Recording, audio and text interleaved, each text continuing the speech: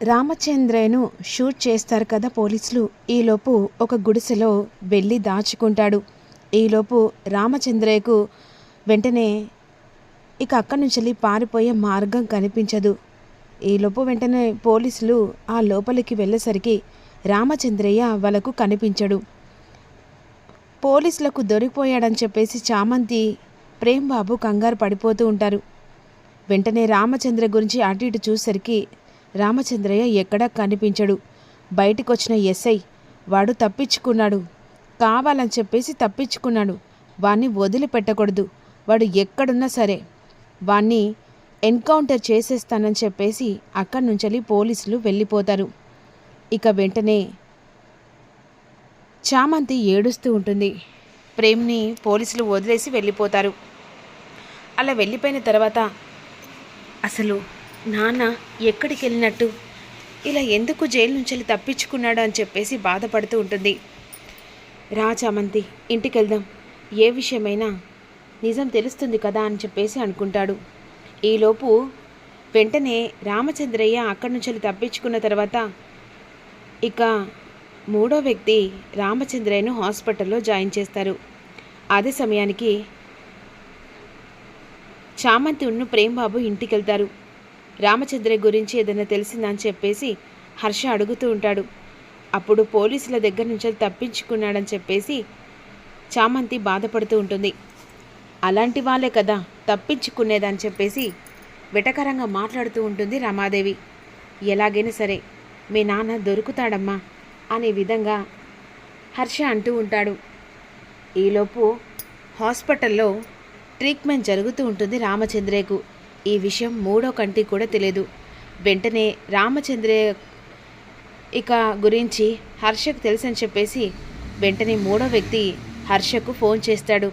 Sir, మీ తాలూకా వాళ్ళు GK హాస్పిటల్లో join ఉన్నారు సార్, వెంటనే మీరు త్వరగా రాండి అనేసరికి వెంటనే ఈ విషయం చామంతికి చెప్పాలని చామంతి దగ్గరికి హర్ష వెళ్తాడు.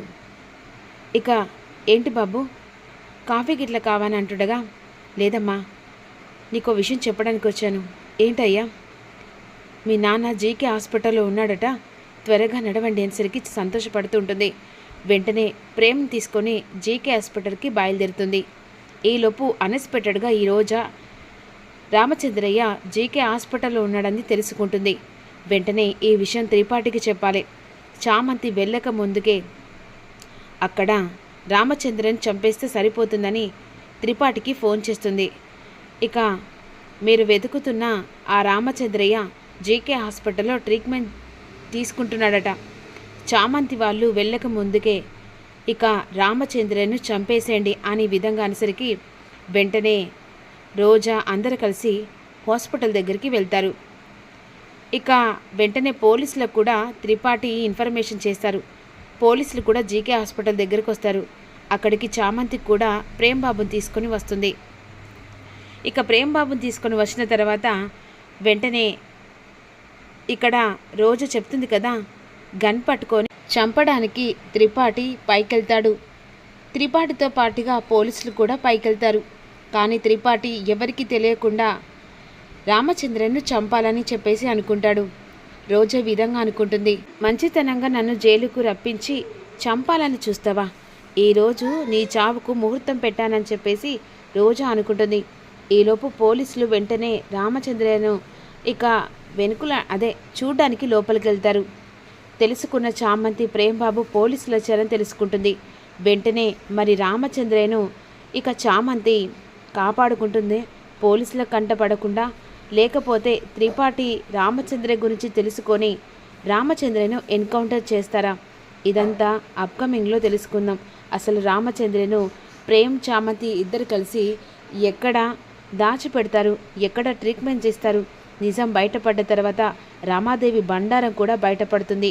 రామాదేవి ఇక రాజుగారి ఇంట్లో పని మనిషి అని, తను ఆ పని మనిషి హోదాలో ఉండి ఇప్పుడు ఒక స్టేట్ లెవెల్లో వెంటనే హారం గురించి ఇక అతను చేసిన దుర్మార్గాలని రామచంద్రయ్య చామంతికి చెప్పబోతున్నాడు అనేది అప్కమింగ్లో రిలీజ్ చేస్తాను.